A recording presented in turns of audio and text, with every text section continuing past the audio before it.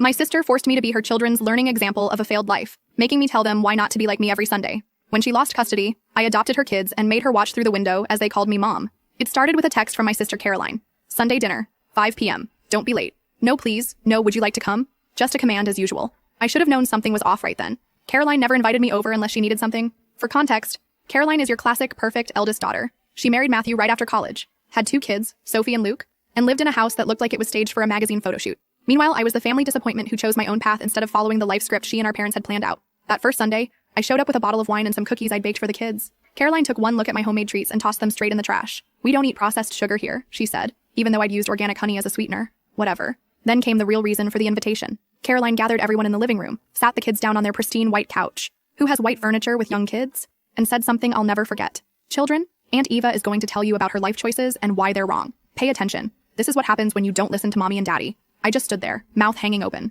Was she serious? But before I could say anything, she pulled me aside and whispered, "You owe me for helping you during your rough patch. Unless you want mom and dad to hear about how you never paid me back that money." She was referring to the $2,000 she'd lent me 5 years ago, which I'd actually repaid with interest. But she'd lost the documentation, and my parents would believe her over me. They always did. So began the Sunday lessons. Week after week, I had to sit there and explain why my life choices were wrong, why being unmarried at 34 was sad, why following my dreams instead of the family-approved path made me a cautionary tale. But here's where it gets interesting. Sophie and Luke, they didn't buy it. When Caroline wasn't looking, they'd ask me questions about my life, genuinely curious and excited. I caught them drawing pictures of things I'd told them about. Luke once whispered, "I wish I could be brave like you, Aunt Eva." Then things started unraveling at Caroline's perfect home. Matthew began drinking heavily. The facade cracked. Caroline's perfect control started slipping, and she got meaner. The lessons became more brutal. She'd nitpick everything about me, my clothes, my hair, my life choices. The kids started looking more anxious, more withdrawn. One night,